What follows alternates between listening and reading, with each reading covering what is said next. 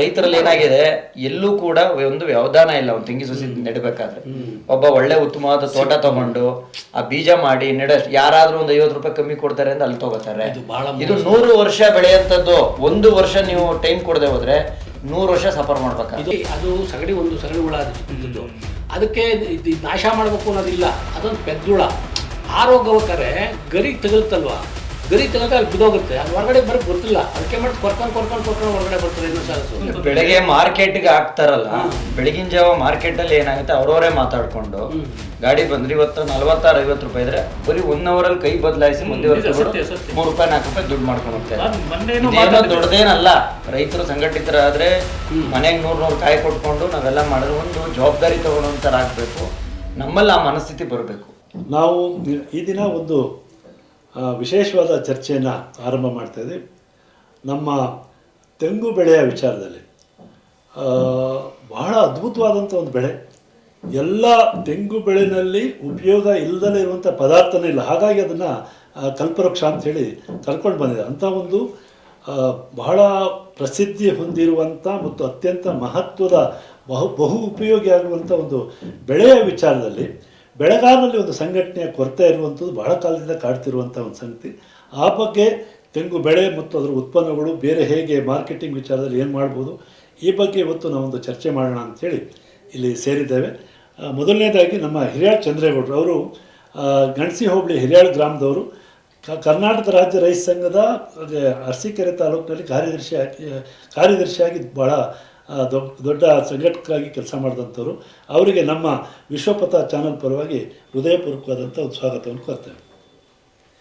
ಇನ್ನು ನನ್ನ ಪಕ್ಕದಲ್ಲಿರುವಂಥವರು ರಾಘವೇಂದ್ರ ಅವರು, ಬೆಕ್ಕದ ರಾಘವೇಂದ್ರ ಅಂಥೇಳಿ ಖ್ಯಾತಿ ಪಡೆದಂಥವರು. ಅವರು ನಮ್ಮ ಚನ್ನರಾಯಪಟ್ಟಣ ತಾಲೂಕಿನ ಬೆಕ್ಕ ಗ್ರಾಮದಲ್ಲಿ ಸಾವಯವ ಕೃಷಿ ಮಾಡ್ಕೊಂಡಿರುವಂಥವ್ರು. ತೆಂಗು ಬೆಳೆ ಮತ್ತು ಅನೇಕ ಔಷಧೀಯ ಸಸ್ಯಗಳನ್ನು ಕೂಡ ಮಾಡ್ತಾ ಇರುವಂಥವ್ರು. ಅವರು ರೈತರ ಒಂದು ಕಂಪ್ನಿಯನ್ನು ಕೂಡ ಹುಟ್ಟಾಕಿ ಅದರಲ್ಲಿ ಅಧ್ಯಕ್ಷರಾಗಿ ಕೂಡ ಕೆಲಸ ಮಾಡ್ತಾ ಬಂದಿದ್ದಾರೆ. ಅವರು ರಾಘವೇಂದ್ರ ಅವರಿಗೂ ಕೂಡ ನಾನು ಸ್ವಾಗತವನ್ನು ಕೋರ್ತೇನೆ.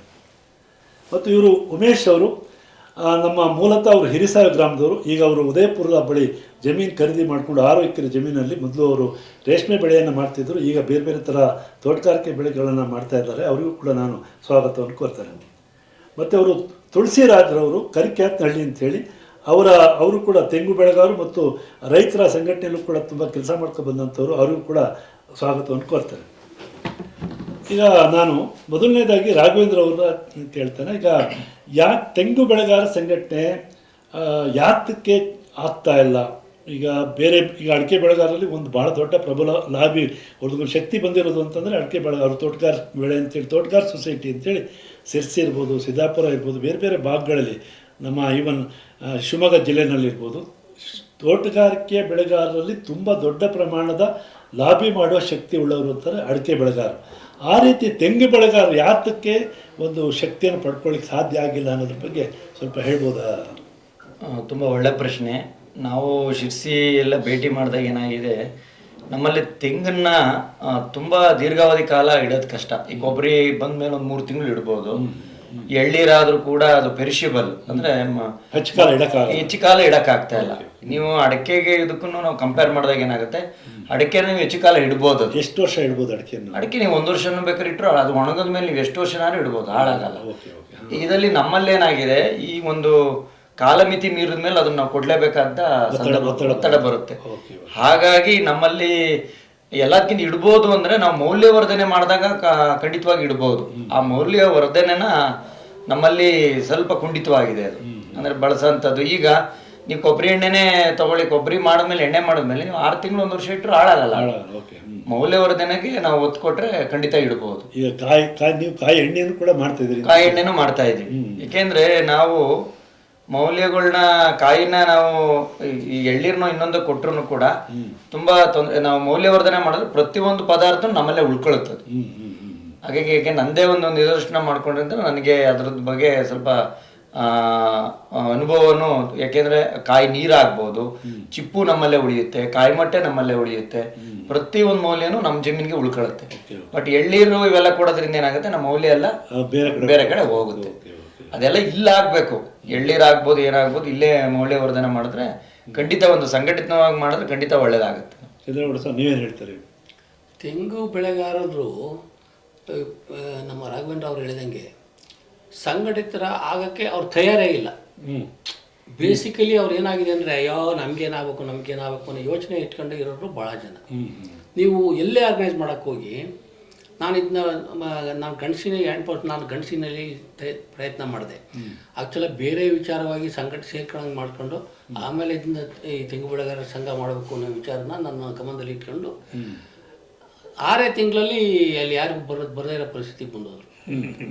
ಯಾಕಂದರೆ ಭಯ ಏನಂದರೆ ನಾವು ಎಲ್ಲಿ ಒಗ್ಗಟ್ಟಾಗಿ ಪೊಲಿಟಿಕಲ್ ಸ್ವಲ್ಪ ಸ್ಟ್ರಾಂಗ್ ಆಗಿ ನಮ್ಮ ಹತ್ರಕ್ಕೆ ಪೊಲಿಟಿಷಿಯನ್ಸ್ ಬರ್ದಂಗೆ ಅಥವಾ ಪೊಲಿಟಿಷಿಯನ್ಸ್ಗೆ ಅವಲಂಬನೆ ಕಡಿಮೆ ಆಗುತ್ತೆ. ಆಮೇಲೆ ಇವ್ರ ಜೊತೆ ಜನ ಜಾಸ್ತಿ, ಯಾಕೆಂದ್ರೆ ನಾವು ಮೊದಲಿಂದ ನಾವು ರೀಸೆಂಟ್ ಓಡಾಡಿದ್ರೆ ಒಂದು ಆ ಭಯ ಇದೆ ಎಲ್ಲ. ಇದನ್ನ ಇಟ್ಕೊಂಡು ಭಾಳ ಜನ ಬರೋದೇ ಇಲ್ಲ. ನಾವು ತೆಂಗು ಬೆಳೆಗಾರರಿಗೆ ಏನಾಗಬೇಕು ಅಂದರೆ ನಮಗೇನಾಗಬೇಕು ಅಂತ ನಾವು ಕರೆಕ್ಟಾಗಿ, ಈಗ ರಾಜಕಾರಣಿಗಳು ಅವ್ರವ್ರಿಗೆ ಏನಾಗಬೇಕು ಅಂತ ಅವ್ರು ಯೋಚನೆ ಮಾಡ್ತಾರೆ. ಅವ್ರಿಗೆ ಅನುಕೂಲವಾಗಿ ಎಲ್ಲರಿಗೂ ಪ್ರಚಾರ ಮಾಡ್ತಾರೆ, ಬೆಳೆಸ್ತಾರೆ. ಅವ್ನು ಯಾರೋ ಒಬ್ಬ ಹೋದ ಅಂದ ತಕ್ಷಣ ಅವ್ನು ಕರ್ಕೊಂಬಂದು ಅವ್ನು 20-20 ಸಾವಿರ ರೂಪಾಯಿ ಕಾಂಟ್ರಾಕ್ಟ್ ಕೊಟ್ಬಿಟ್ಟು ಮತ್ತೆ ಅವ್ನು ಕೊಡ್ಬಿಡ್ತಾನೆ. ಇಲ್ಲಿ ಯಾವುದೂ ಆ ಥರದ್ದಿಲ್ಲ. ಕಾಫಿ ಕುಡಿಯೋಕ್ಕೆ ದುಡ್ಡು ಇರೋದಿಲ್ಲ, ಅದು ಬೇರೆ ವಿಚಾರ ಹೆಂಗೆ ಮಾಡ್ಬೋದು. ಬಟ್ ಏನಂದರೆ ಫಸ್ಟು ಅವರು ನಾನು ಬೆಳೆದ ಬೆಳೆಗೆ ಸರಿಯಾದ ಬೆಲೆಯನ್ನು ತಂದ್ಕೋಬೇಕು ಅನ್ನೋ ವಿಚಾರ ಅವನ ತಲೆ ಒಳಗಡೆ ಹೋಗ್ಬೇಕು ಫಸ್ಟು. ಒಂದು ಇತ್ತೀಚಿನ ದಿನಗಳಲ್ಲಿ ಏನಾಗಿದೆ, ಯಾರನ್ನು ನಂಬದೇ ಇರೋ ಪರಿಸ್ಥಿತಿ ಬಂದಿದ್ದಾರೆ. ಇದು ದೊಡ್ಡ ದುರಂತ ನಮ್ಮದು.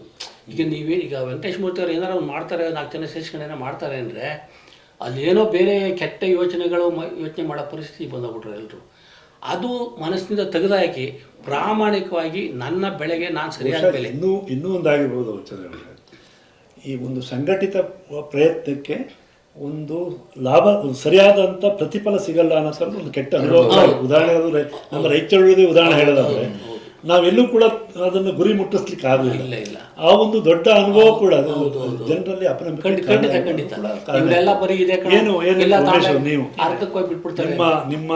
ನಿಮ್ಮ ಬಗ್ಗೆ ಕೂಡ ಸ್ವಲ್ಪ ಹೇಳ್ಕೊಳ್ಳಿ. ನಾನು ಹೇಳ್ತೀನಿ, ಚಂದ್ರಣ್ಣ ಅವ್ರು ಏನ್ ಹೇಳ್ತಾರೆ ನಾನು ಅದನ್ನ ಅನುಮೋದಿಸ್ತೀನಿ. ಯಾಕೆಂದ್ರೆ ಇದು ಅನುಭವಗಳು. ಯಾಕೆಂದ್ರೆ ಚಂದ್ರೇಗೌಡ ಅವರ ಫ್ಯಾಮಿಲಿ ಎಲ್ಲ ಅವರೆಲ್ಲ ಹೇಗ್ ಬಂದ್ರು, ಎಂತ ಬಂದ್ರು ಅಂತ. ಅವ್ರ ತಂದೆ ಬೊಮ್ಮೇಗೌಡರು ಅಂತ ಅವರು ನನಗೆ ಬಾರಿ, ನಾನು ಅವ್ರ ಮೊಮ್ಮಕ್ಕಳಕ್ಕಿಂತ ನಾನು ಜಾಸ್ತಿ ಪ್ರೀತಿಸ್ತಾ ಇದ್ರು. ಅಂದ್ರೆ ಅವರ ಇದು ಆ ತೆಂಗು, ಅದರಲ್ಲೂ ನಮ್ಮ ಭಾಗದಲ್ಲಿ, ನಮ್ಮ ಹಾಸನ ಜಿಲ್ಲೆ ಭಾಗದಲ್ಲಿ, ನಮ್ಮ ಚಂದ್ರಾಪಟ್ಟಣ ಮತ್ತೆ ಈ ಅರಸೀಕೆರೆ ಈ ಸೈಡಲ್ಲಿ, ಅದರಲ್ಲೂ ನಮ್ಮ ಚಂದ್ರಾಪಟ್ಟಣದಕ್ಕಿನ್ನೂ ಈ ಅರಸೀಕೆರೆ ಭಾಗದಲ್ಲಿ ಆ ಕೊಬ್ಬರಿ ಆಗ್ಲಿ, ಕಾಯಿ ಆಗ್ಲಿ ಅಥವಾ ತೆಂಗಿನ ಮರಗಳಾಗ್ಲಿ, ಆ ಇಳುವರಿ, ಆ ಒಂದು ಮಣ್ಣಿನ ಅದೆಲ್ಲ ಇತ್ತು. ನಮ್ಮ ಕಡೆನೂ ಮರಗಳು ಜಾಸ್ತಿ ಇರ್ಬೋದು, ಸಂಖ್ಯೆ ಜಾಸ್ತಿ ಇರ್ಬೋದು, ನಮ್ಮಲ್ಲಿ ನೀರಾವರಿ ಇರ್ಬೋದು, ಗುಣಮಟ್ಟವನ್ನ ನಾವೇನಾದ್ರು ಪರಿಶೀಲನೆ ಮಾಡಿದಾಗ ಆ ಕಡೆ ತುಂಬಾ ಇದೆ. ಈಗಲೂ ಸಹ ನಾವೇನೇ ಧಾರಣೆ, ನೀವು ಕೊಪ್ಪರಿಗೆ ಹೋಗಿ ಆ ಕಡೆ ಸ್ವಲ್ಪ ಎಳ್ನೀರು ಕಮ್ಮಿ ಎಳ್ನೀರು ಕೊಡೋದೆಲ್ಲ ಕಮ್ಮಿ, ನೀರಾವರಿ ಜಾಗದಲ್ಲಿ ಎಳ್ನೀರು ಕೊಡ್ತಾರೆ. ಈಗ ನಮ್ಮ ಜಿಲ್ಲೆನಲ್ಲಿ ಏನಾಗಿದೆ ಅಂತಂತಂದ್ರೆ ಅರೆಮಲೆನಾಡು ಮತ್ತೆ ಬಯಲು ಸೀಮೆ ಇದೆಲ್ಲ ಬಂದು ಇತ್ತೀಚೆಗೆ ನಮ್ಮ ಜಿಲ್ಲೆಯ ಒಂದು ಭೌಗೋಳಿಕ ಚಿತ್ರ ರೈತರಲ್ಲಿ ಏನಾಗಿದೆ ಅಂತಂದ್ರೆ ಎಲ್ಲ ತೆಂಗು ಮಾಡ್ತಾ ಇದ್ರು. ತೆಂಗನ್ನ ಕೆಲವರಷ್ಟೇ ನೀರಾವರಿ ಇರೋರು ಇವರೆಲ್ಲ ಮಾಡ್ತಾ ಇದ್ರು. ಏನಾಗಿದೆ ಅಂತಂದ್ರೆ ಏನ್ ತೆಂಗಿದೆ ಅದಕ್ಕೆ ಕಾಂಪಿಟೇಷನ್ ಆಗಿ ಮತ್ತೆ ಅಡಿಕೆ ನಡ್ತಾ ಇದ್ದಾರೆ. ಅಡಿಕೆ ಬರಕ್ ಶುರು ಮಾಡಿದೆ. ಅದಕ್ಕೆ ಮಧ್ಯದಲ್ಲೇ ಒಂದು ಅಡಿಕೆ ಲಾಭಿನೂ ಏನೋ ಅಡಿಕೆ ರೇಟ್ ಜಾಸ್ತಿ ಆಯ್ತು ಅಂತ. ಅದೇ ಅಡಿಕೆ ರೇಟ್ ಹೆಂಗ್ ಜಾಸ್ತಿ ಇದೆ ಹಾಗೆ ರೀತಿ ನಮ್ಮ ತೆಂಗಿನ ಇದನ್ನು ಜಾಸ್ತಿ ಆಗಿದೆ. ಈಗ ಎಳ್ನೀರು 50 ರೂಪಾಯಿ. ಈಗ ನೋಡಿ ಇವತ್ತಿನ ಸಂತೆ 51 ರೂಪಾಯಿಯಿಂದ 55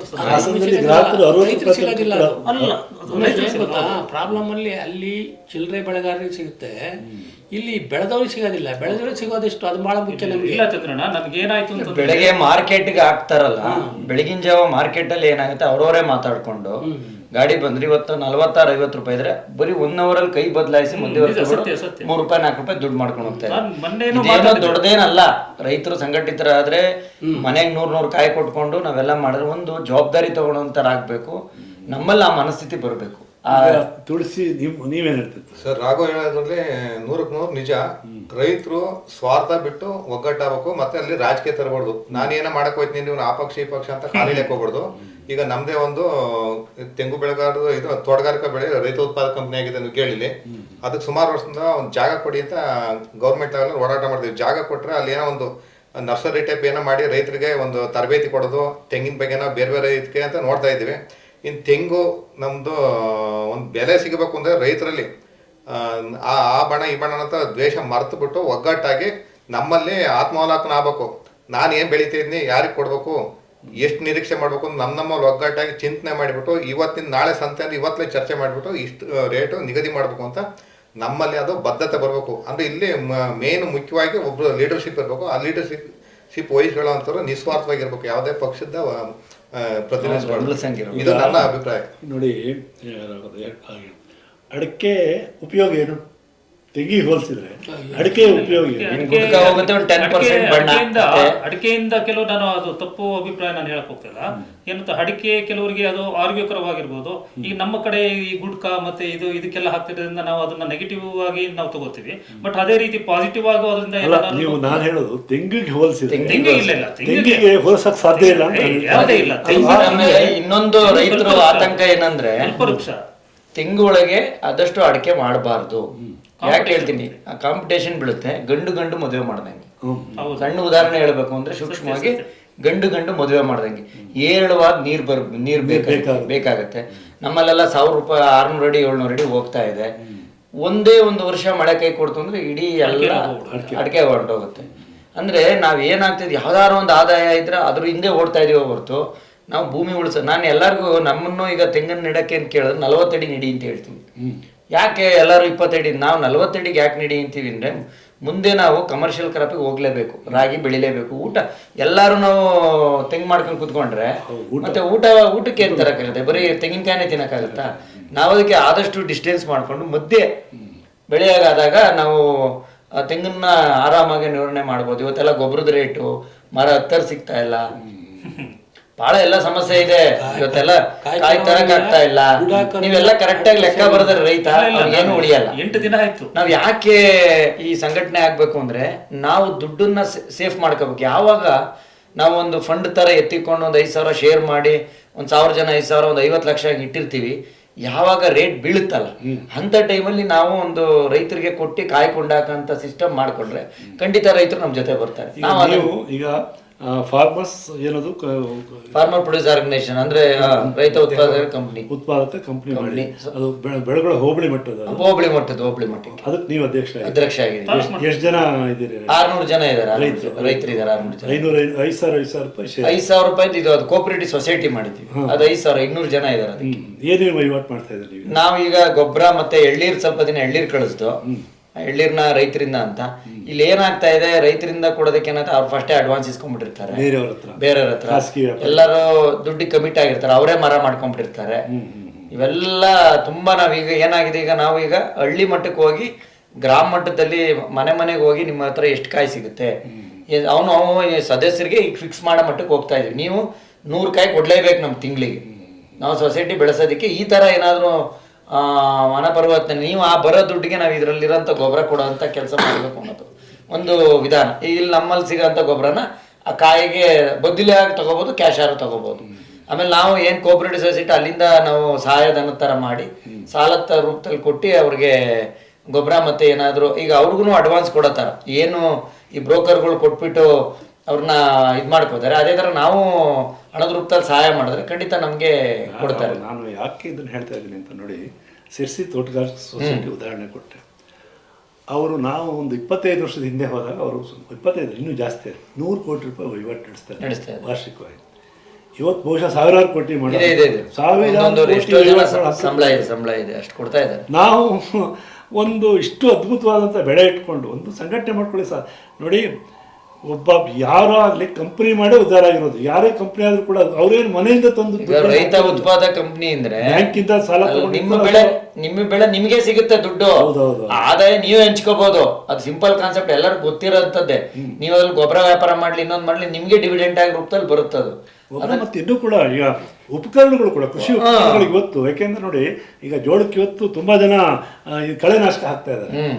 ನಾವೇನಾದ್ರೂ ಒಟ್ಟಾಗಿದ್ರೆ ಇದನ್ನ ಸಣ್ಣ ಪುಟ್ಟ ಪ್ರಮಾಣದ ಈಗ ಕಳೆನ ಇವತ್ತು ಒಂದೆತ್ತು ಮಾಡೋ ಕೆಲಸನ ಒಂದು ಸಣ್ಣ ಯಂತ್ರ ಮಾಡೋ ಕಳೆಗೆ ನೀವು ಬೇಕಾದ್ರೆ ಇವತ್ತು ಒಂದು ಇದಿದೆ, ಏನೋ ಚಿಪ್ಪಿನ ಎಣ್ಣೆ ಇದೆಯಲ್ಲ, ಕಂಟದ ಎಣ್ಣೆನ ನಮ್ಮ ಸ್ನೇಹಿತರೆ ಮಾಡ್ತಾ ಇದಾರೆ. ಆ ಕಂಟದ ಎಣ್ಣೆನ ಏರಳವಾಗಿ ಹಾಕಿದ್ರು ಕಳೆನಾಶದ ಬದಲು ಗಿಡ ಸುಟ್ಟೋಗುತ್ತೆ. 1 ವರ್ಷ ಆದ್ಮೇಲೆ ಅದು ಭೂಮಿ ಫಲವತ್ತಾಗಿ ಡೆವಲಪ್ ಆಗುತ್ತೆ. ನೋಡಿ, ಆ ಚಿಪ್ಪಲ್ಲಿ ಎಣ್ಣೆ ಬರುತ್ತಲ್ಲ, ಟಾರ್ ತರ ಬರುತ್ತೆ. ಚಿಪ್ಪಲ್ಲಿ ಎಣ್ಣೆ ಮೊದಲು ಈ ನಮ್ಮಲ್ಲಿ ಕೆಲವರು ಕೈ ಕಾಲಲ್ಲಿ ಫಂಗಸ್ಗೆಲ್ಲ ಯೂಸ್ ಮಾಡ್ಬೋದು. ನೋಡಿ, ಎಷ್ಟು ಇದಿದೆ. ಆಂಟಿಫಂಗಲ್. ಆಮೇಲೆ ನಾವು ಕೂಡ ನೋಡಿ ಈಗ ಕಾಯಿ ಹೊಡಿಯೋದ್ರಿಂದ ಆ ಕಾಯಿಲ್ ಬರೋಂತ ನೀರನ್ನ ಫ್ರೆಗ್ಮೆಂಟೇಶನ್ ಮಾಡಿ ಇವತ್ತು ಸೊಪ್ಪು ತರಕಾರಿ ಬೆಳಿತಾ ಇದ್ವಿ, ತುಂಬಾ ಅಚ್ಚುಕಟ್ಟಾಗಿ ಬರ್ತಾ ಇದೆ. ಆ ಕಾಯಿ ನೀರಲ್ಲಿ, ಸಿಹಿ ನೀರಲ್ಲಿ, ಕಾಯಿ ನೀರಲ್ಲಿ ಕಾಯಿ ಅಂದ್ರೆ ಇದು ಎಣ್ಣೆ ಮಾಡ್ತಿರೋ ಎಣ್ಣೆ ಮಾಡ್ತೀವಲ್ಲ, ತೊಳೆದಿದ್ ನೀರಲ್ಲ ನಾವು ಶೇಖರಣೆ ಮಾಡಿ ಫರ್ಮೆಂಟ್ ಆಗ್ಬಿಟ್ಟು ನಾವು ಮತ್ತೆ ಬೆಳೆ ಕೊಡೋದ್ರಿಂದ ಅದು ತುಂಬಾ ಅದ್ಭುತವಾಗಿ ರಿಸಲ್ಟ್ ಬರ್ತಾ ಇದೆ. ನೋಡಿ ನಾವು ಮತ್ತೆ ರೀಸೈಕಲ್ ಆಯ್ತು, ಮತ್ತೆ ಕಾಯಿ ಮಟ್ಟೆನ ಹೋಗಕ್ಕೆ ಬಿಟ್ಟು ಗ್ಲೂಕೋಸ್ ಇದೆ ಬಹಳ ಒಂದು. ನಾನೇ ಮೊನ್ನೆ ಪ್ರಯೋಗವಾಗಿ ಒಂದು ಪರಂಗಿ ಗಿಡ ಒಂದೇ ಒಂದು ಸುಳಿ ಇತ್ತು, ಅದಕ್ಕೆ ಕಾಯಿ ತೊಳೆದಿದ್ ನೀರು ಉಯ್ಕೊಂಬಂದ್ರೆ ಅದು ಡಾಕ್ಯುಮೆಂಟೇಶನ್ ಇಟ್ಟಿದ್ದೀನಿ, ಇವತ್ತು ಸಮೃದ್ಧಿಯಾಗಿ ಬಂದಿದೆ. ಅಂದ್ರೆ ನಾವು ಪ್ರಯೋಗವಾಗಿ ನಾವು ರೈತರುಗಳು ಮಾಡ್ಕೋಬೇಕು. ಈಗ ನೋಡಿ ನಾನು ಚಿಪ್ಪೆಣ್ಣೆ ಹೇಳಿದ್ನಲ್ಲ, ಈಗ ನಮ್ಗೆ ಇದು ನಿಂಬೆಹಣ್ಣು ಎಲ್ಲ ಹೊಡಿಯುತ್ತಲ್ಲ, ನಿಂಬೆಹಣ್ಣಿಗೆ ಎಲೆಗೆ ಮತ್ತೆ ಇದೆ, ಅದಕ್ಕೆ ಸಾರ್ ತರ ಉಯ್ಬೋದು ಅದನ್ನ, ಅದ್ರ ಒಳಗಡೆ ಕುಟ್ಟು ಹೊಡಿಯುತ್ತೆ, ಅದಕ್ಕೆ ಚಿಪ್ಪೆಣ್ಣೆ ಹಾಕ್ಬೇಕು, ಅದಕ್ಕೆ. ಆಮೇಲೆ ನೀವು ಡೈ ತರ ಯೂಸ್ ಮಾಡಿ. ಆಮೇಲೆ ನೀವು ಶಾಸ್ತ್ರದಲ್ಲಿ ಇದೆ, ಆಯುರ್ವೇದದಲ್ಲಿ ನೀವು ಕಾಯಿ ನೀರ್ನ ಯಾವಾಗ ಹಚ್ಕೊಂಬಂದ್ರೆ ನೆರೆ ಕೂದಲು ಬರಲ್ಲ, ತೆಂಗಿನಕಾಯಿ ನೀರನ್ನ. ಆಮೇಲೆ ಅದ್ರಲ್ಲಿ ವೆನೆಗರ್ ಮಾಡಬಹುದು, ವೆನೆಗರ್ನ ನೀವು ಬೇರೆ ಬೆಳೆಸ್ತಾ ಇದೀವಿ. ಈಗ ನೀರ, ಇವತ್ತು ನೀರ ಆಕ್ಚುಲಿ ನೀರ ನಾವ್ ಇವತ್ತು ಎನರ್ಜಿ ಇಲ್ಲ ಅಂತ ಒದ್ದಾಡ್ತಾ ಇದೀವಿ. ನಮ್ಮ ಅನುಮತಿಗೆ ಇವತ್ತು ಅದನ್ನ ಎಕ್ಸೈಸ್ ಡ್ಯೂಟಿಗೆ ಹಾಕಿದ್ದಾರೆ ಸರ್ಕಾರ. ಇವತ್ತು ಯಾವ ಮಟ್ಟಕ್ಕೆ ದುಸ್ಥಿತಿ ಆಗಿದೆ ಅಂದ್ರೆ, ನೀವು ನನ್ನ ಮರ ಕಟ್ಕೊಂಡು ನಾನೇ ಕುಡಿಯಕ್ಕೆ ನನಗೆ ಇವತ್ತು ಪರ್ಮಿಷನ್ ಇಲ್ಲ. ನನ್ನ ಮೌಲ್ಯನ ಇವತ್ತು ಮೊನ್ನೆ ಯಾರೋ ಒಬ್ರು ರಕ್ತ ಇಲ್ಲ ಅಂದಿದ್ಕೆ ಒಂದು 5 ಲೀಟರ್ ನೀರ ಅಂದ್ರೆ 500 ರೂಪಾಯಿ ನೀರ ಕುಡ್ದೆ ಅವ್ರಿಗೆ ರಕ್ತ ಹೆಚ್ಚಾಗಿದೆ. ಅಂತ ಅದ್ಭುತವಾದ ಬಾಣತಿದೀರ್ ಕೊಟ್ರೆ ನಿಮಗೆ ಅವ್ರಿಗೆ 15 ದಿನ ಬಾಣಿತನೇ ಬೇಕಿಲ್ಲ, ಅಷ್ಟು 15 ದಿನದೊಳಗೆ ಸಕ್ಕರೆನೂ ಮಾಡ್ಬೋದು. ಸಕ್ಕರೆ ಬೆಲ್ಲ ಮಾಡ್ತಿದ್ರು ನೋಡಿ, ಕಾಯಿ ಎಣ್ಣೆ ಒಂದು ಆರೋಗ್ಯಕ್ಕೂ ಆಯ್ತು, ಮೈಗೆ ಹಚ್ಕೋಬಹುದು. ಆಮೇಲೆ ನಿಮಗೆ ಅದು ಎಣ್ಣೆ ಕುಡಿಯಲ್ಲ, ಅದು ಒಂದು ಹಲ್ಲುಜ್ಜಬಹುದು, ಥೈರಾಯ್ಡ್ಗೆ ಯೂಸ್ ಆಗುತ್ತೆ. ನಾವು ಮೈ ಕೈಗೆಲ್ಲ ಹಚ್ಕೋತಾ ಇದೀವಿ. ಆಮೇಲೆ ಈವನ್ ಕೂಡ ಪ್ರತಿ ಒಂದಕ್ಕೂ ಆಗುತ್ತೆ ಅಂದಾಗ ನಾವ್ ಯಾಕೆ, ಈಗ ನಮ್ಮಲ್ಲಿ ಕೊಬ್ಬರಿ ಎಣ್ಣೆ ಸ್ಮೆಲ್ ಅಂತಾರೆ, ಅಂದ್ರೆ ಯಾರೋ ಕಳಬರಿಕೆ ಮಾಡ್ಬಿಟ್ಟು ಸ್ಮೆಲ್ ಬಂದ ಆಮೇಲೆ ಕೊನೆಗೆ ಲಾಸ್ಟ್ ಇಂಡಿಯಾಗ ಹೋಗುತ್ತೆ. ಯಾರೋ ಕಳಬರಿಕೆಗೆ ಸ್ಮೆಲ್ ಬಂದಿರೋದಕ್ಕೆ ಈಗ ಎಲ್ಲಾರು ನಾವು ಇದು ಎಣ್ಣೆ ಸರಿ ಇಲ್ಲ ಇದಿಲ್ಲ, ಫಸ್ಟ್ ನಾವು ನಮ್ಮ ಮೌಲ್ಯನ ಬೆಳೆಸ್ಕೊಳ್ಳೋದನ್ನ ರೂಢಿ ಮಾಡ್ಕೋಬೇಕು. ನಾನು ಅದೇ ಉದ್ದೇಶ, ಈಗ ತುಂಬಾ ಕಾಲದಿಂದ ಪ್ರಯತ್ನ ಮಾಡ್ತೀವಿ, ಏನಾದ್ರೂ ಮಾಡಿ ತೆಂಗು ಬೆಳೆಗಾರ ಸಂಘಟನೆ ಮಾಡ್ಲಿ. ನೀವೆಲ್ಲ ಹೇಗಿದ್ರು ಬಹಳ ಸಲ ಡಿಸ್ಕಷನ್ ಮಾಡಿದೀವಿ, ಆಗಿದೆ. ನಮ್ಮಲ್ಲಿ ಸೇವಿಂಗ್ಸ್ ಆಗ್ಬೇಕು. ನಮ್ಮಲ್ಲಿ ದುಡ್ಡು ಕೇಳೋದ್ಕಿಂತ ಏನಾಗಿದೆ, ನಾವುಗಳೊಬ್ರು ಜವಾಬ್ದಾರಿ ತಗೊಂಡು ಎಲ್ಲಾರ ಮಲ್ಲೂ ಕಾಯಿ ಇರುತ್ತೆ, ಒಂದು ಸಂಘಕ್ಕೆ ಅಂತ ಒಂದು ಕಾಯಿ ಕೊಟ್ಬಿಡ್ಬೇಕು. ಆ ಕಾಯಿನ ತಗೊಂಡೋಗಿ ನಾವು ಅದನ್ನ ಸಂತೆಗೆ ಮಾರಿ ಅಲ್ಲಿ ಬರೋಂತ ಲಾಭದ ಅಂಶನ ನಾವು ಸೊಸೈಟಿಗೆ ಇಟ್ಕೊಂಡ್ಬಂದ್ರೆ ಯಾವಾಗ ಸಂಕಷ್ಟ ಪರಿಸ್ಥಿತಿಲಿ ಆ ದುಡ್ಡನ್ನ ಮತ್ತೆ ನಾವು ಖರೀದಿ ಮಾಡ್ಕೊಂಡು ಒಂದು ಮಠ ಕಟ್ಟಬೇಕಾದ್ರೂ ಕೂಡ ಅವರು ರಾಗಿ ಇಸ್ಕೊಂಡ್ರು, ಭತ್ತ ಇಸ್ಕೊಂಡ್ರು, ಇವತ್ತು ದೊಡ್ಡ ಮಠಗಳನ್ನ ಕಟ್ಟಬೇಕಾದ್ರೂ ನಾವು ಸೇವಿಂಗ್ಸ್ ಮಾಡ್ಕೊಂಡು ಇವತ್ತೇನಾಗಿದೆ, ಮೂಲ ಸಮಸ್ಯೆ ಕಾಯಿ ಕೆಡಗೋದಿದೆ, ಲೇಬರ್ ಇದೆ. ನಾವು ಎಂಪ್ಲಾಯ್ಮೆಂಟ್ ತರ ಅವ್ರನ್ನ ತಗೊಂಡು, ಏನೋ ಮರ ಹತ್ತವ್ರನ್ನೇ ಎಂಪ್ಲಾಯ್ಮೆಂಟ್ ತರ ತಗೊಂಡು ಅವ್ರಿಗೆ ಕೂಲಿ ಆಳ್ ವಿತ್ ನಮ್ ಟೀಮ್ ಇದೆ ಅಂದ್ರೆ, ಒಂದು ತಂಡ ಇದೆ ಅಂದ್ರೆ ನಮ್ಮ ಸೊಸೈಟಿ ಆರಾಮಾಗಿ ಬೆಳೆಸ್ಕೋಬಹುದು. ಯಾಕೆಂದ್ರೆ ಇವತ್ತು ಹತ್ತರ್ ಸಿಗ್ತಾ ಇಲ್ಲ, ನೋಡಪ್ಪ ಸೊಸೈಟಿಗೆ ನಮ್ಮ ಮೆಂಬ್ರ ಆದ್ರೆ ನಮ್ ಕಾಯಿ ಕೆಡಗರ್ ಕಳಿಸ್ತಾರೆ, ಅವರೇ ಕಾಯಿ ತಗೋತಾರೆ, ಅವರೇ ನಮಗೆ ಮೌಲ್ಯವರು ಎಲ್ಲ ಮಾಡ್ತಾರೆ ಅಂದಾಗ ಖಂಡಿತ ಅದನ್ನ ಜವಾಬ್ದಾರಿ ತಗೊಂಡ್ ಮಾಡ್ಬೇಕು. ಅದೇ ಎಲ್ಲಾರ ಮನ್ಸಲ್ಲೂ ಬರ್ಬೇಕು. ಈ ವಿಧಾನ ದಕ್ಷಿಣ ಕನ್ನಡದಲ್ಲಿ ಒಗ್ಗಟ್ಟಿದೆ. ಉತ್ತರ ಕರ್ನಾಟಕ ರಾಘವೇಂದ್ರ ಅವ್ರು ಹೇಳಿದಂಗೆ ನಾವು ಆರ್ಗನೈಸ್ ಆದ್ರೆ ಬಹಳ ತುಂಬಾ ದೊಡ್ಡ ಅನುಕೂಲ. ಅದು ತುಂಬಾ ದೊಡ್ಡ ಅನುಕೂಲ ಅಂದ್ರೆ ಅದು ಹೇಳಕ್ ಆಗದೆ ಇರೋಷ್ಟು. ಒಂದು ಪ್ರಾಬ್ಲಮ್ ಏನಾಗುತ್ತೆ, ಕೋಆಪರೇಟಿವ್ ಸೊಸೈಟಿ ಒಂದು ಸಮಸ್ಯೆ ಇದೆ. ಎವ್ರಿ 3 years ಏನೋ ಅವ್ರದ್ದೊಂದು ಬೈಲ ಮಾಡ್ಕೊಂಡಿರ್ತಾರೆ, ಎಲೆಕ್ಷನ್ ಆಗ್ಬೇಕು. ಎಲೆಕ್ಷನ್ ಇಲ್ಲಿ ಬರ್ತಂದ್ರೆ ಎಲ್ಲಾ ಕಡೆ ಇದ್ದೇ ಇರುತ್ತೆ. ಆಗದಂಗೆ ನಾವು ನೋಡ್ಕೋಬೇಕು ಅಂದ್ರೆ ನಾವು ಟ್ರಸ್ಟ್ಗಳನ್ನ ಮಾಡೋದು ಇಟ್ ಇಸ್ ಬೆಟರ್. ಅಲ್ಲ, ತಪ್ಪು ತಿಳ್ಕೊಬೇಡಿ, ಟ್ರಸ್ಟ್ಗಳ ತರ ಏನಾರ ಮಾಡ್ಕೊಂಡು ಒಂದು ವ್ಯವಸ್ಥೆನ ಚೆನ್ನಾಗಿ ಬೆಳೆಸೋದು ಬೆಸ್ಟ್ ಅಂತ ನನಗೆ ಒಂದು ಅನ್ಸಿದೆ. ಆಮೇಲೆ ಈ ರಾಘವೇಂದ್ರ ಅವ್ರು ಹೇಳಿದಂಗೆ ನಾವು ಒಂಥರದ್ದಲ್ಲ, ಈಗ ಲೇಬರ್ ಪ್ರಾಬ್ಲಮ್ ಅಂದರೆ ಈಗ ನಾವು ಒಂದು ಕಂಪನಿ ಅಥವಾ ಸೊಸೈಟಿ ಮಾಡಿದಾಗ ಅಲ್ಲಿ ಎಲ್ಲ ಥರದ ವ್ಯವಸ್ಥೆನೇ ನಾವೇ ಇಟ್ಕೋಬೇಕು. ಯಾಕೆಂದರೆ ಅಗ್ರಿಕಲ್ಚರ್ ಎಕ್ವಿಪ್ಮೆಂಟ್ಸ್ ಇವತ್ತು ಹೆಂಗಾಗಿದೆ ಅಂದರೆ, ಇವತ್ತೀಗ ನಾನು ಮಾತಾಡ್ಕೊಂಡು ಬರ್ತಾ ಇದ್ದೆ, PVC ಪೈಪ್ಗಳು ನಮ್ಮ ಸ್ನೇಹಿತರೊಬ್ಬರು ತಗೊಂಡ್ರಂತೆ. ಅವರು ಏನು ಅಂದರೆ ಅವರು 10,000 ರೂಪಾಯಿ ಪೈಪ್ ತಗೊಂಡವ್ರೆ, ಇದರಲ್ಲಿ ಸಬ್ಸಿಡಿಲಿ ಅದು 12,000 ರೂಪಾಯಿ ಮಾರ್ಕೆಟಲ್ಲಿ ಸಿಗುತ್ತಂತೆ. ಇಲ್ಲಿ 50% ಸಬ್ಸಿಡಿ ಅಂತ ಮಾರ್ತಾರೆ. ಆ ಕ್ವಾಲಿಟಿ ಕೂಡ ಆ ಕ್ವಾಲಿಟಿ ಇಲ್ಲ. ಎಲ್ಲ ದಂಧೆ ಇದು ದಂಧೆ. ದಂಧೆ. ಈಗ ನಾವೇ ಮಾಡ್ಕೊಂಡು ಈಗ ನಾವು ಅಗ್ರಿಕಲ್ಚರ್ ಎಕ್ವಿಪ್ಮೆಂಟ್ಸ್ ಬೇಜಾನ್ ಬಂದಿದೆ, ಬೇಜಾನ್ ಮಾರ್ಕೆಟ್ಗೆ. ಚೈನಾದಿಂದ ತರಿಸಿ 25,000 ರೂಪಾಯಿ, ಅದು 5,000 ರೂಪಾಯಿ ತಯಾರು ಮಾಡ್ಬೋದು ನಾವು. ಆಯ್ತಾ, ನಾವು ಎಲ್ಲ ಏನೇನು ಬಂದಿದೆ ಅವೆಲ್ಲವನ್ನು ಕೂಡ ನಮ್ಮ ಸೊಸೈಟಿಲಿ ಇಟ್ಕೊಂಡು ನಾವು ಬಾಡಿಗೆ ಕೊಡೋಂಥ ವ್ಯವಸ್ಥೆ ಆಗ್ಬೋದು, ಅಥವಾ ನಮ್ಮಲ್ಲೇ ಅವು ಕೆಲಸ ಮಾಡೋವಂಥವ್ರನ್ನ ಅವ್ರನ್ನ ಕಳಿಸಿ ಅವ್ರನ್ನ ಕೆಲಸ ಮಾಡಿಸೋಂಥ. ಲೇಬರ್ ಪ್ರಾಬ್ಲಮ್ ಇರೋದ್ರಿಂದ ತುಂಬಾ ಜನ ಬಂದು ಅದಕ್ಕೆ ಬೇಡಿಕೆ ಇದೆ. ಅದಕ್ಕೆ ನಾವು ಅಪಾಯಿಂಟ್ ಅಲ್ಲಿ ಇರ್ಬೇಕು, ಅವ್ರು ಅಪಾಯಿಂಟ್ ಮಾಡ್ಕೊಂಡಾಗ. ನಂದಿನಿ ವಿಚಾರ, ಈಗ ನೀವು ಪೆರಿಷಬಲ್ ಕಮಾಡಿಟಿ ಅಂತ ಹೇಳಿದ್ರಿ, ಹಾಲು ನೀವು ಬೆಳಿಗ್ಗೆ ಕರೆದಿದ್ದ ಹಾಲು ಸಂಜೆ ಒಳಗಡೆ ನೀವು ಅದನ್ನ ಪರಿವರ್ತನೆ ಮಾಡಿದ್ರೆ ಅದನ್ನೇ ನಾನು ಹೇಳ್ತಾ ಇರೋದು ಗುರುಗಳೇ. ಈಗ ನಮ್ಮ ಸರ್ಕಾರದ ಆದ್ಯತೆ ಇದೆ, ಇದು ಸರ್ಕಾರ ಇದನ್ನ ಒಗ್ಗೂಡಿದ್ರೆ ನಮ್ಗೆ ಆರೋಗ್ಯನೂ ಕೊಡ್ಬೋದು. ಇವತ್ತು ಹೆಂಗೆ ನಂದಿನಿ ಕೋಆಪರೇಟಿವ್ ಸೊಸೈಟಿ ಮಾಡಿದ್ದಾರೆ ಅದೇ ರೀತಿ ನಾವು ಸೊಸೈಟಿ ಮೂಲಕದಲ್ಲಿ ನಾವು ಕಾಯಿ ಎಣ್ಣೆ ಕೊಬ್ಬರಿ ಎಣ್ಣೆ ಫ್ಯಾಕ್ಟ್ರಿ ಮಾಡಿದ್ರೆ ಕಡಿಮೆ ದರದ, ಅಂದ್ರೆ ಲಾರ್ಜ್ ಸ್ಕೇಲ್ ಮಾಡಿದಾಗ ಏನಾಗುತ್ತೆ, ನಿಮ್ ಕಡಿಮೆ ದರದಲ್ಲಿ ಎಣ್ಣೆ ಕೊಡ್ಬೋದು. ಉತ್ಪಾದನಾ ವೆಚ್ಚ ಕಡಿಮೆ ಆಗುತ್ತೆ. ನಂದಿನಿ ಆಯಲ್ ಅಂತಾನೆ ಇಡಿ, ಏನ್ ತಪ್ಪೇನಿಲ್ಲ. ಸರ್ಕಾರದಿಂದ ನಂದಿನಿ ಆಯಲ್ ಅಂತಾನೆ ಇಡಿ. ಆಗೇನಾಗುತ್ತೆ, ಪ್ರತಿಯೊಬ್ಬರಿಗೆ ಹಾಲು ಹೆಂಗ್ ಹೋಗುತ್ತೆ ಮನೆಗೂ ಎಣ್ಣೆ ಹೋಗುತ್ತೆ, ನಾವ್ ಕಾಯಿ ಕೊಡ್ತೀವಿ ಅಷ್ಟೇನೆ. ಆಮೇಲೆ ಉದ್ಯೋಗ ಸೃಷ್ಟಿ ಆಗುತ್ತೆ. ಆಮೇಲೆ ಬೀಳೋಂತ ಕಾಯಿ ಮಟ್ಟೆ ಆಗ್ಬೋದು, ಅದನ್ನೆಲ್ಲ ಮತ್ತೆ ಇದು ಏನು ಬೈ ಪ್ರಾಡಕ್ಟ್ ಆಗಿ ಮಾಡಿ ನಮ್ಗೆ ರೈತರು ಗೊಬ್ಬರ ಕೊಡ್ಬೇಕು. ಅದನ್ನ ಬೈ ಪ್ರಾಡಕ್ಟ್ ಏನ್ ಬರ್ತದೆ ಅದೆಲ್ಲ ಮಾಡಿ ನಮ್ಗೆ ಕಾಯಿ ಮಟ್ಟೆ ಆಗ್ಬೋದು, ಇನ್ನೊಂದು ಆಗ್ಬೋದು. ಕಾಯಿ ತಂದು ಬಿದ್ರೆ ಯಾಕೆ ಶುಗರ್ ಫ್ಯಾಕ್ಟ್ರಿ ಹೆಂಗೆ ನಂದಿನಿ ಹಾಲಾಗ್ತಾರೆ, ಈ ತರ ದೊಡ್ಡ ಮಟ್ಟದ ಸರ್ಕಾರಕ್ಕೆ ಏನ್ ದೊಡ್ಡ ಹೊರೆ ಅಲ್ಲ ಚಿಂತನೆ. ಈಗ ನೋಡಿ, ಇವತ್ತು ಡೆಲ್ಲಿಗೆ ಹೋಗಿ ಅಲ್ಲಿ ಐಸ್ ಕ್ರೀಮ್ ಫ್ಯಾಕ್ಟ್ರಿ ನಡೀತಾ ಇದೆ, ಇಲ್ಲಿಂದ ಎಳ್ಳೀರ್ ಹೋಗಿ ಡೆಲ್ಲಿಲಿ ಆಗ್ತಾ ಇದೆ. ಬಟ್ ಅದನ್ನ ನಾವ್ ಯಾಕೆ ಇಲ್ಲೇ ಮಾಡಬಾರ್ದು ಆ ಫ್ಯಾಕ್ಟ್ರಿನ ಟೆಕ್ನಾಲಜಿ ತಗೊಂಡು? ನಮ್ಮ ರಾಜ್ಯದಲ್ಲಿ ನಮ್ಮ ಜಿಲ್ಲೆ ಇದೆಯಲ್ಲ, ನಮ್ಮ ಜಿಲ್ಲೆನ ಇದು ತೆಂಗುಗೆ ಅಲ್ಲಲ್ಲ, ಎಳ್ಳೀರದನ್ನ ನಾವು ಐಸ್ ಕ್ರೀಮ್ಸ್ ಎಲ್ಲ ಮಾಡಿದ್ರೆ ನಮ್ಗೆ ಏನ್ ಬುಂಡೆ ಉಳಿಯುತ್ತಲ್ಲ ಅದನ್ನ ಮತ್ತೆ ನಾವು ಬೈ ಪ್ರಾಡಕ್ಟ್ ಆಗಿ ರೈತರಿಗೆ ವಾಪಸ್ ಕೊಡ್ಬೋದು. ತುಂಬಾ ಅದ್ಭುತವಾಗಿ ವಾಪಸ್. ಇಲ್ಲಿಂದ ಡೆಲ್ಲಿಗೆ ಹೋಗೋದನ್ನ ನಾವು ಟೆಟ್ರಾ ಪ್ಯಾಕ್ ತರ ಇವತ್ತು ಈಗ ನೋಡಿ ಸಕ್ಕರೆಗೆ ರೇಟ್ ಇಲ್ಲ ಅಂತಾರೆ. ನಾನ್ ಕೇಳ್ಕೊಳ್ಳೋದಿಷ್ಟೇ, 2 ಟೆಟ್ರಾ ಪ್ಯಾಕ್ ಮಾಡಿದ್ರಾಯ್ತು. ಏನು, ಎಳ್ಳೀರು ಪ್ಲಸ್ ಕಬ್ನಾರು ಪ್ಯಾಕೆಟ್ ಅಲ್ಲಿ ಹೆಂಗೆ ಫ್ರೂಟ್ ಜ್ಯೂಸ್ ಸಿಗುತ್ತೆ ಆ ತರ ಸಿಗೋ ತರ ಆದ್ರೆ ಖಂಡಿತ ಜನಕ್ಕೆ ಅಭ್ಯಾಸ ಮಾಡ್ತಾರೆ. ನಾವೊಂದು ಕಲ್ಪಾಮೃತ ಅಂತ ಒಂದು ಶುರು ಮಾಡಿದ್ರು. ಅದು ಆಕ್ಚುಲಿ ಎಳ್ಳೀರು ಜ್ಯೂಸ್ನ ನಾವೊಂದು ಕಾನ್ಸೆಪ್ಟ್ ಮಾಡೋದು. ಅಂದ್ರೆ ಈ ಕಟ್ಗೆ ಎಳ್ಳೀರ್ ಅಂತ ರೈತರಿಗೆ ಅಂದ್ರೆ ಅದನ್ನ ಇದು ಏನು ವ್ಯಾಲ್ಯೂ ಇಲ್ಲ, ಮುಖ ಕೆಟ್ಟ, ಒಳಗಡೆ ಚೆನ್ನಾಗಿರುತ್ತೆ, ಮೌಲ್ಯ ಚೆನ್ನಾಗಿಲ್ಲ ಅಂತ ಅದನ್ನ 5 ರೂಪಾಯಿ 6 ರೂಪಾಯಿಗೆ ಮಾಡಕ್ ಶುರು ಮಾಡೋದು. ನಾವು ಆ ಮೌಲ್ಯನ ತಗೊಂಡು ನಾವು ಒಂದು ರಿಸರ್ಚ್ ಪ್ರಕಾರ ಏನ್ ಮಾಡಿದ್ರೆ ಆ ಕಾಯಿನ ಅಂದ್ರೆ 1 ಲೋಟ ನೀರಾಗೋದು, ನಾವು ಎಳ್ಳೀರ್ನ ನೀರ್ ಬದಲು ಎಳ್ಳೀರ್ನ ಬಳಸಿ ಫ್ರೂಟ್ ಜ್ಯೂಸ್ನ ಮಾಡೋ ಅಂತ ಕಾನ್ಸೆಪ್ಟ್ ಮಾಡೋದು. ಎಷ್ಟು ಆ ಪೈನಾಪಲ್ ಜ್ಯೂಸು ಇವೆಲ್ಲ ಎಷ್ಟು ಚೆನ್ನಾಗಿ ಬಂತು ಅಂದ್ರೆ ಆ ಮೌಲ್ಯ ಹಾಳಾಗದ ಕೊಳತೋಗೋದನ್ನ ನಾವು ಮತ್ತೆ ವ್ಯಾಲ್ಯೂ ಅಡಿಷನ್ ಮಾಡೋದು. ಅದನ್ನ ಬಹಳ ಅದ್ಭುತವಾಗಿ ರೈತರನ್ನ ಯಾವ ತರ ಅಂದ್ರೆ ಅದು ಸರಿ ಇಲ್ಲ, ಅದು ಬಾಂಬೆಗೆ 15 ರೂಪಾಯಿ ಹೋಗುತ್ತೆ, ನಮ್ಮ ಹತ್ರ ಮಾತ್ರ ಚೆನ್ನಾಗಿಲ್ಲ. ಒಳಗಡೆ ಚೆನ್ನಾಗಿರುತ್ತೆ, ನೀವು ಮೇಲ್ಗಡೆ ಮುಖ ಕಟ್ಕೊಂಡು ನಮ್ಗೆ ಏನದು ಆ ರೀತಿ ನಮ್ಮಲ್ಲಿ ಏನಾಗ್ತಾ ಇದೆ. ಇವತ್ತು ಎಳ್ಳೀರೋರು ಈ ಕಾಯಿನೇ ತಗೊಳ್ಳಿ, ಈಗ ತೂಕ ಬಂದ್ಬಿಟ್ಟು ನಮ್ಗೆ ಆಕ್ಚುಲಿ ಈಗ ಈ ಕೊಬ್ಬರಿ ಮತ್ತೆ ಪೌಡರ್ ಎಲ್ಲ ಯಾಕೆ ಕ್ವಾಲಿಟಿ ಹಾಳಾಗ್ತಾ ಇದೆ ಅಂದ್ರೆ ಇವತ್ತು ತೂಕ ಬಂದ್ಬಿಡ್ತು.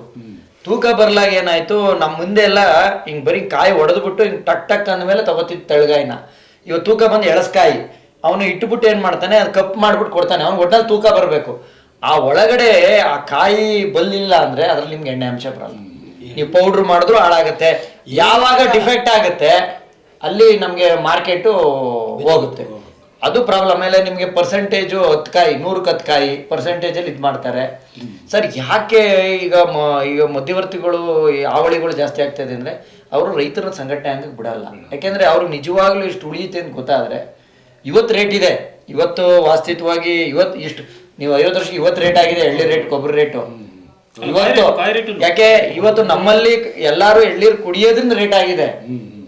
ಎಳ್ಳೀರು ರೇಟ್ ಯಾಕಾಗಿದೆ ಅಂದ್ರೆ ಎಲ್ಲ ಕುಡಿಯೋದ್ರಿಂದ. ಆಮೇಲೆ ಇವತ್ತು ನೋಡಿ, ಇವತ್ತೆಲ್ಲಾರು ಹೋಗಿ ನೀವು ಕೊಬ್ಬರಿ ಅಂಗಡಿಲಿ ನಿಮ್ಗೆ ಓಳ್ ಸಿಗ್ತಾ ಇಲ್ಲ. ಎಲ್ಲಾರು ಕೇಳಿ ಓಳ್ ಸಿಗಲ್ಲ. ಈಗ ಜನ ಈಗ ಒಂದ್ ಸ್ವಲ್ಪ ಎಚ್ಚೆತ್ಕೊತಾ ಇದ್ದಾನೆ, ಆ ಓಳಲ್ಲಿ ನಾನು ಎಣ್ಣೆ ಬಿಡಿಸ್ಬೇಕು ಅನ್ನೋದು ಅವೇರ್ನೆಸ್ ಇನ್ನೂ ಬರ್ಬೇಕು ಜನಕ್ಕೆ ಸಾಲದಿದು.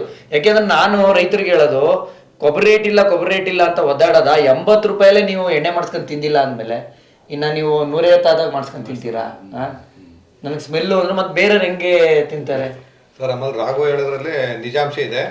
ಆದ್ರೆ ಚಂದ್ರಗೌಡರು ಹೇಳತಕ್ಕ ನಾವು ಸಹಕಾರ ಸಂಘ ಮಾಡೋದ್ರ ಬದಲು ಟ್ರಸ್ಟ್ ಮಾಡ್ಕೊಂಡು ತೆಂಗಿನಲ್ಲಿ ಇನ್ನೂ ಒಂದು ಅದ್ಭುತವಾಗಿರೋದು ಪ್ರಯೋಜನ ಆಗಿರೋ ಉತ್ಪನ್ನ ಇದೆ. ಏನಂತ ತೆಂಗಿನ ಸ್ಪೆಷಲ್ ಗೂಬು ಅಂತ ಬರುತ್ತೆ, ಅದನ್ನ ಇಲ್ಲಿ ಅದ ಪುಸ್ತಕದ ಭಾಷೆಯಲ್ಲಿ ತೆಂಗಿನ ಹಣ್ಣು ಅಂತ ಇದು ಮಾಡ್ತಾರೆ. ಅದರಲ್ಲಿ ಅದ್ಭುತವಾಗಿರೋದು ವಿಟಮಿನ್ಸ್ ಇದೆಲ್ಲ ಇರ್ತದೆ. ಅದನ್ನ ಒಂದು ಟೆಟ್ರಾ ಪ್ಯಾಕ್ ಅಲ್ಲಿ ಕವರ್ ಮಾಡಿಬಿಟ್ಟು ಹೊರಗಡೆ ಕಳ್ಸ್ಬೋದು. ಕೇರಳದಲ್ಲಿ ಅದನ್ನ ಮಾಡ್ಕೊಂಡೆ ಸುಮಾರು ಜನ ಕೇರಳದಲ್ಲಿ ತುಂಬಾ ಅಲ್ಲ ಸರ್, ಅಲ್ಲಿ ಅವ್ರ ಕಾಂಪಿಟೇಷನ್ ಬಿಗ್ ಬಜಾರ್ ಕೇಳಿದೆ, ಅದು 80-100 ರೂಪಾಯಿ ಹೋಗುತ್ತೆ. ನಮ್ ಕಡೆ ತಗೊಂಡೋಗಿದ್ದೆ ತೆಂಗಿನ ಕೂಬು.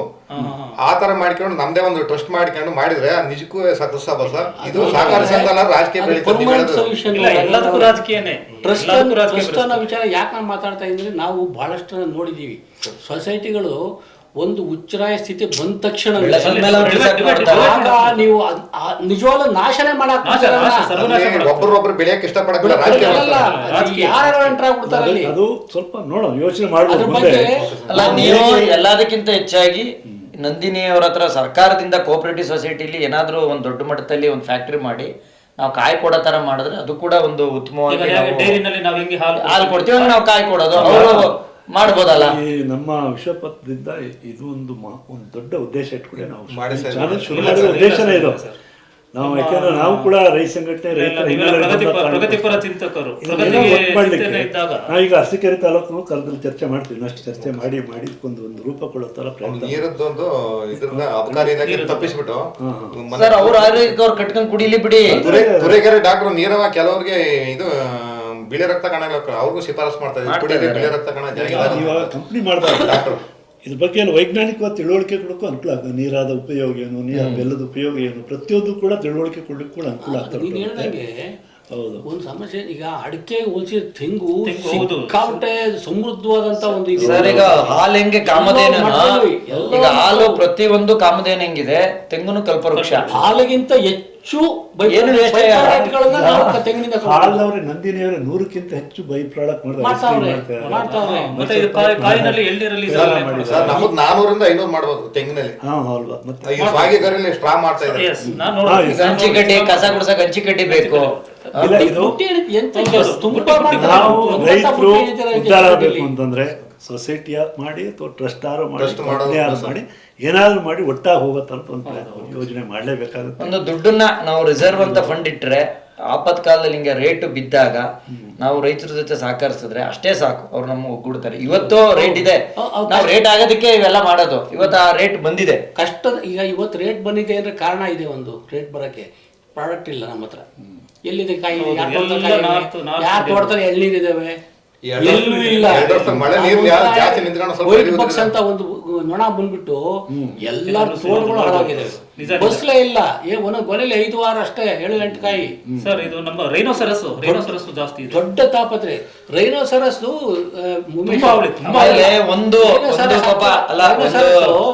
ಅದು ಏನ್ ಗೊತ್ತಾ, ಆಕ್ಚುಲ್ ಆಗಿ ಅದು ಒಂದು ಸಗಣಿ ಹುಳ ಇದ್ದದ್ದು. ಅದಕ್ಕೆ ನಾಶ ಮಾಡ್ಬೇಕು ಅನ್ನೋದಿಲ್ಲ, ಅದೊಂದು ಪೆದ್ದುಳ. ಆರೋಗ್ಯಕರೆ ಗರಿ ತಗಲ್ತಲ್ವಾ, ಗರಿ ತಗಲ್ತ ಅಲ್ಲಿ ಬಿದೋಗುತ್ತೆ. ಅದು ಹೊರಗಡೆ ಬರಕ್ ಗೊತ್ತಿಲ್ಲ. ಅದಕ್ಕೆ ಮಾಡ್ತು ಕೊರ್ಕೊಂಡು ಹೊರಗಡೆ ಬರ್ತಾರೆ. ರೈನೋಸರಸ್ ಆಕ್ಚುಲ್ ಅದು ಕೊರೆದ್ರೆ ಮತ್ತೆ ಸುಲಿ ಬಂದ್ಬಿಡ್ತವೆ. ಅದು ಸಮಸ್ಯೆ ಆಗೋದಿಲ್ಲ. ಬಟ್ ಈ ವೈಟ್ ಇದಿದೆಯಲ್ಲ, ಇದು ಎಲ್ಲ ಮರಗಳಿಗೆ ಆಡ್ಕೊಂಡ್ಬಿಟ್ಟಿದೆ. ಅದಕ್ಕೆ ದೊಡ್ಡ ಮರಗಳಿಗೆ ಹೆಂಗ ಔಷಧಿ ಹೊಡಿತೀಯಾ? ಸಸ್ಯಗಳನ್ನ ಮುಟ್ಟಿದ್ರೆ ನೀನು ಇಡೀ ಬಟ್ಟೆ ಬರೀ ಎಲ್ಲ ಮುಸಿಯಾಗೋದು. ಆ ಪರಿಸ್ಥಿತಿ ಆಗೋಗಿ ಆಯ್ತಾ. ಬೆಳೆಯಕ್ಕೆ ಅವಕಾಶ ಕೊಡ್ತಾ ಇಲ್ಲ, ಫಸಲಾಗ್ತಾ ಇಲ್ಲ. ಆ ಪರಿಸ್ಥಿತಿ. ಆ ಕಾರಣಕ್ಕಾಗಿ ಇವತ್ತು ರೇಟ್ ಜಾಸ್ತಿ ಆಗಿದೆ. ಬಿಟ್ರೆ ಅಂದ್ರೆ ಹೋದ ವರ್ಷ ಮಳೆ ಕೈ ಕೊಡ್ತು, ಇನ್ನೊಂದು ತೆಂಗು ಎಷ್ಟು ಇದೆಯೋ ಅಷ್ಟೇ ಹಾಳಾಗ್ತಾ ಇದೆ.